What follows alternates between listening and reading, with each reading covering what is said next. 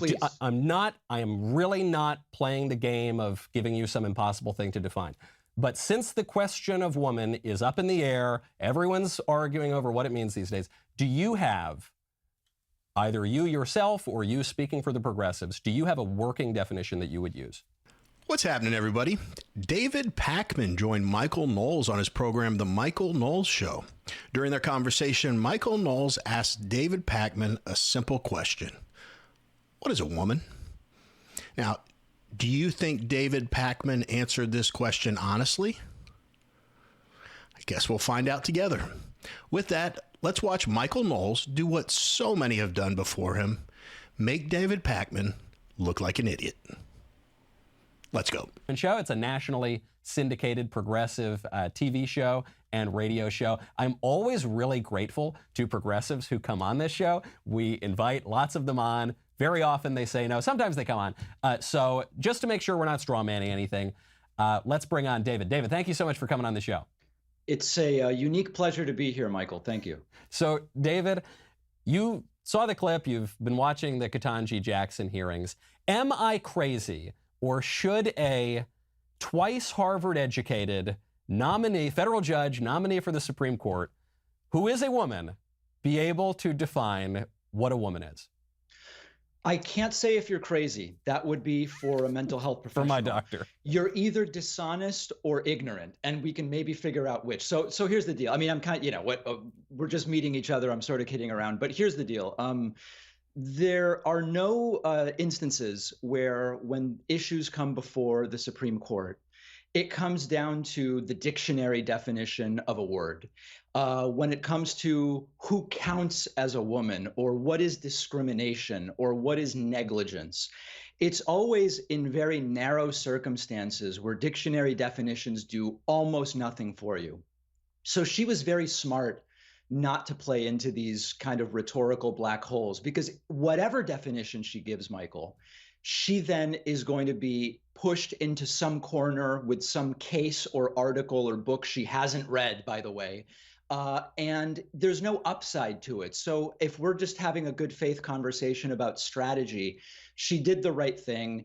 Almost 60% of Americans believe she's qualified, and she is. And that's really all there is to it. It's kind of boring. Well, I agree with her. I don't agree with you that it's boring. I think it's one of the most interesting questions in the country, that we're now at a point where we can no longer even define man or woman. But I do agree with you on strategy. She's in a very tough spot because her side of the aisle, and she's relatively leftist, even by the standards of the Democratic Party. So on her side of the aisle, there is a new definition of woman. Well, they haven't given the definition of woman, but it's not the old definition of woman, which is a person who's not a man. That is out because of the transgender movement. And so she knows that if she gives this new definition, which is a woman is, I don't know, a woman is someone who says that he or she is a woman, that's going to alienate, I think, the vast majority of Americans. If she gives the old definition that a woman is a female human being, and a female is of or denoting the sex that can bear children and reproduce and produce eggs, for instance, she knows that that will alienate her base, and she knows that that now is apparently controversial in the law after the Bostock decision, after other transgender decisions. So I understand. If you like watching videos like these, like and subscribe. I'd really appreciate it. Let's get back to the video. Understand the strategy, but what about the law? What about the definition? You say she shouldn't be quoting the dictionary. Well, fine. Shouldn't she at least be able to give the legal definition of a woman? Shouldn't she, a woman, have some sense of what that is? I'm not a meteorologist. I can tell you if it's raining. Yeah, there is no legal definition of a woman, and that's exactly the point. The point here is when it comes to the court is in a position, or will be in a position, or might be in a position to decide for the purposes of a particular set of facts based on a claim brought by someone who appeals a case about these issues. And so it's literally irrelevant to her job as a Supreme Court justice. And so again, we can have a cultural discussion outside of the context of the Supreme Court. In the Senate's job in evaluating, is she qualified? It's an irrelevant question, and by her qualifications, she's more qualified than any of the 9 justices currently on the court. There's no way to deny that. I think you can, because I think all of the 9 justices on the court can tell you what a woman is. And so I know we're getting back. Because they've never been asked to do that. No, nobody's ever been asked to define words in this way during hearings. So you could speculate that, but they've never been asked. So they've never been asked. Impossible. I agree, but I've never, but I, as a gambling man, I would bet the farm that Justice Alito could tell you what a woman is. But you're right, they've never been asked because it's never been controversial before. But I want to get to a point you just made. You said there's no legal definition of a woman, but there must be, because there are legal protections specifically for women. So if we don't know what a woman is, then Title III thing. And Title IX. And Title IX is quite controversial. Have a good faith conversation, or one that's in some way productive, you know? You're saying you and I, or you're saying Ketanji Jackson? You and I, yeah. I don't know if, I mean, listen, the Republican senators obviously didn't want to have a good faith conversation. I was talking about you and I, Michael. Yes, well, I do want to, I mean, this is why I'm granting you you're making the point on political strategy. I totally grant you that. That was the right move for her to make if she wants to avoid relevance. But then bring up Title IX. I mean, there are legal protections for women. This is coming before the court. It's come before the court in the last term. There are going to be a lot more cases coming before. What are we doing? What the hell are we doing? How is this even a thing? For the record, there's one answer to should Ketanji Brown Jackson be able to answer what is a woman. The answer is yes. And since you're struggling so hard, David, let's just get this out of the way. A woman is an adult human female. You said a lot of stuff that was completely irrelevant to the conversation when you could have answered it in yes, and then adult human female. So 4 words total. Now, David said this is actually a boring subject. It's quote unquote boring to him because he doesn't like to talk about it, because he knows when he defends the idea that there's no real definition of what a woman is, he looks like a retard. And why is it not in good faith to bring up Title IX? I think it's a perfect time to bring it up. How is that irrelevant? David Pakman always brings up good faith conversation. Go watch, well, or don't torture yourself. Take my word for it. All of his debates or interviews, he's ruined the term bad faith for me. I unfortunately have to use it sometimes, but it makes me feel douchey saying it because I associate that term with this loser. So apparently Republicans that question Jackson Brown were not wanting a good faith conversation. I've counted, he said it twice in this video so far. How is that bad faith? It might not, you're right, it might not be a legal question. Is it possibly a question of competency and or bias? Are those things important to know about a potential Supreme Court judge? Just something to noodle on, David. For the court coming up, it seems extraordinarily relevant that we know what this woman thinks of these issues and of a basic question of biology and human nature. What is a woman? I mean, I don't think that's a bad faith question for the senators or for me to ask. No, it's not necessarily bad faith, but we have to be able to, what I hope are reasonable people, Michael, understand that in the context of her role as a Supreme Court justice, it doesn't come down to a biological opinion. Like, can you at least grant that piece? Well, that it's true that for what the Supreme Court decides, these are narrow issues where when it comes to Obamacare's constitutionality, which Amy Coney Barrett never, refused to weigh in on, or with all of these things, these are really narrow legal decisions, and there is no way in which a dictionary definition of terms does anything for us. Well, it might do something, but I grant your point a little bit, except that Marcia Blackburn didn't ask for the biological definition or the dictionary definition. That's what Ketanji Jackson added. She said, I'm not a biologist. But all Marcia Blackburn asked was, Just tell me what a woman is from a legal perspective, a constitutional perspective, a philosophical, I mean, whatever. That's literally not what Marsha Blackburn said. I would encourage you to pull the clip and identify the time at which she said that. She said she didn't mention biology and she didn't mention the dictionary. She said, what's the But you just asserted that she said she wanted the legal and philosophical. She never said that. No, I didn't say that. I said I just said Marsha Blackburn asked for the definition, any sort of definition that Ketanji Jackson could give of woman. She didn't specify biology. Now you're backtracking. I'm not backtracking at all. That's dishonest now. I'm not back. How am I backtracking? No. Hold on a second. Let's be clear. 30 seconds ago, you said Marsha Blackburn didn't ask for the biological. She asked for the legal. No, I didn't. Let me finish the sentence. Okay, but you're misrepresenting what I said. No, I'm not. I would encourage the audience to rewind. I would encourage that. I would encourage that as well. But can I even get it out? Sure. I mean, it's okay. The problem with what you just did, Michael, is you just said Blackburn asked for the legal definition, and I said no, she didn't. And you said no, that's true. She actually just asked for the definition. I'm sorry. Well, then if either you misheard or it seemed that I misspoke, I'll be very clear.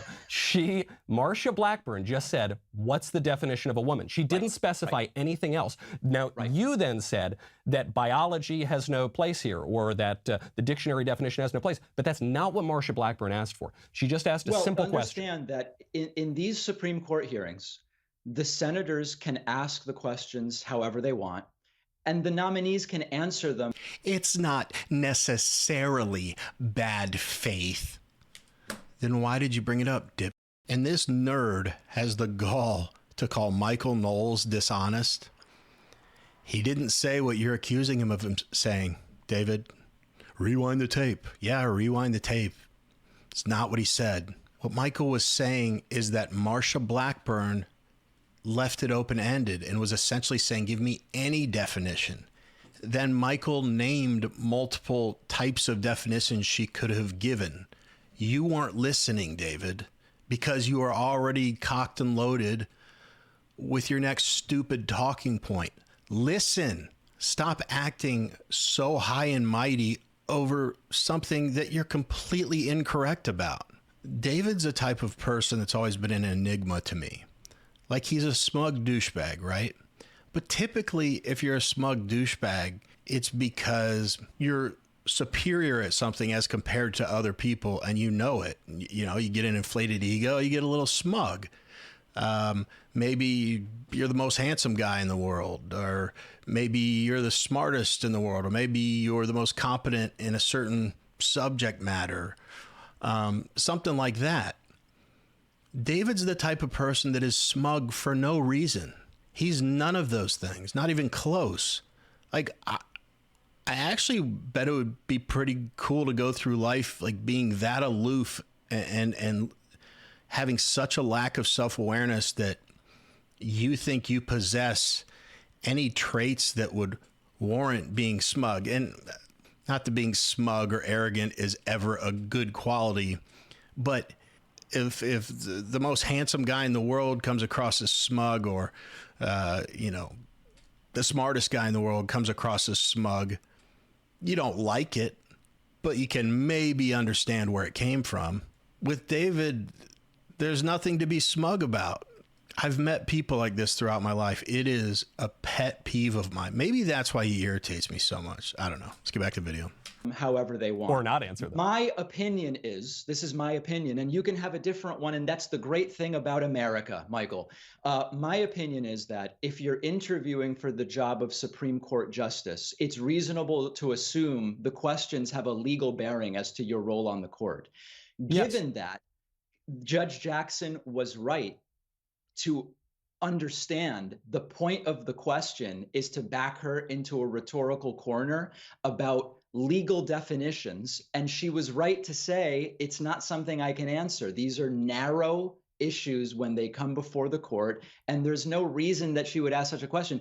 Do you know this guy, Jesse Lee Peterson? Have you heard of him? I know Jesse Lee Peterson, When I was on with Jesse, he said to me, David, define what love is and what a man is. And it's a really common rhetorical technique for the bad faith right to start with just pick a word and define it and use it to back someone into a rhetorical corner. It's a waste of time, Michael. Let's talk about real issues, please. Okay. Well, I think that as a philosophical issue, but certainly as a legal issue too. The definition of a woman does matter, has mattered recently, and will matter soon. But I at least agree with you on the strategy. You have not convinced me of Judge Jackson's good faith confirmation hearing, but you have convinced me that she is a wise politician and that she's playing her hand the best that she can.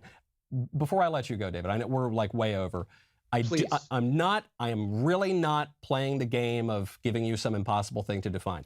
But since the question of woman is up in the air, everyone's arguing over what it means these days, do you have, either you yourself or you speaking for the progressives, do you have a working definition that you would use? No, I don't do, like I told Jesse Lee Peterson, and there's so many, this interview is feeling a lot like that one, interestingly enough. I don't do dictionary, I do politics. And so, no, I don't spend time defining words. And here's the, in all seriousness, Michael, yeah. Let's now talk philosophically. Really, we're talking, man to man now. Dictionaries are descriptive, not proscriptive. So well, they're prescriptive sometimes too. But they can be descriptive. They are descriptive and prescriptive as well, right? The word means this. By definition, humans decide what to put in the dictionary, right? So they're just these are descriptive. But they put it there because the words mean something. At the time, believe. Yeah, I mean, we could go down a tangent on prescriptivism versus descriptivism, and that might be good for a future appearance. I don't know if it's a tangent, but it would be a very good discussion, and I think it would be great to have you back. I truly appreciate your coming on and giving the progressive perspective on this, and I hope to have you back on the show. Where can people find you in the meantime? DavidPakman.com, and it's been my unbridled pleasure to provide you these insights. Thank you, David, very much. I appreciate it. I'm glad you. First off, Jesse Lee Peterson is the GOAT. Love him. He's amazing. And I need to do a video of David Pakman's couple appearances on Jesse's show. Jesse Lee Peterson can't stand him. That might be why I love Jesse so much. We see so eye to eye on our feelings about David Pakman. Oh, and how about if we're talking man to man, man to something, you can't talk man to man. You need two men for that, David.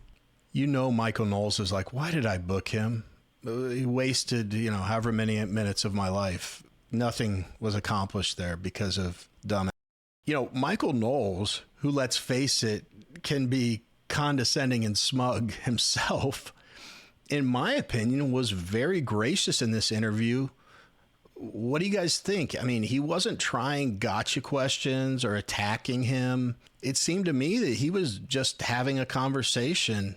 Only one person was getting into their feelings and calling names and being passive aggressive, and that was little bitch boy. I don't do definitions. I do politics. All right. Well, I don't care if you cut hair. There's not a profession on the planet Earth that doesn't require understanding definitions. But I get it. I mean, he'll say anything to avoid answering this obvious question because, God forbid, he's honest for once. But it's not really a surprise, is it? We know that his audience isn't too fond of the truth. But what did you all think about this back and forth between Michael Knowles and David Pakman? Any observations I didn't touch on? Do you disagree with me completely? Did I get my facts wrong? Please let me know in the comments. Anyway, that's it for this video. If you like watching videos of folks like Michael Knowles or just trying to conduct an interview only to have it, ruined by a disingenuous douchebag like David Pakman, then click on one of the two videos that just popped up on your screen. Otherwise, as always, I really, really appreciate you watching. The end.